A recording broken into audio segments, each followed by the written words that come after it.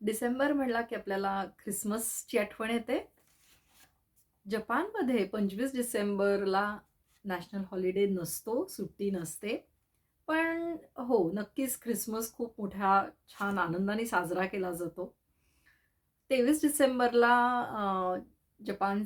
जपानचे जे राजा आहेत, एम्परर आहेत, त्यांचा वाढदिवस असतो. त्यामुळे तो नॅशनल हॉलिडे असतो. शाळांना सुट्ट्या सुरू होतात. नंतर 22 डिसेंबरला हॉट बाथ घ्यायची त्यांची पद्धत आहे आणि त्या पाण्यामध्ये ते युजू ऑरेंज घालतात. म्हणजे अख्खी थंडी आपली तब्येत छान राहते. अ, अशी त्यांची प्रथा असल्यामुळे अ, ते 22 डिसेंबरला अशी एक भोपळा खातात एस्पेशली आणि हा हॉट बाथ घेतात. तर ख्रिसमससाठी सगळे तयारीत असतात आणि 28 डिसेंबरपासनं सगळ्यांना न्यू इयरच्या सुट्ट्या लागायला सुरुवात होते.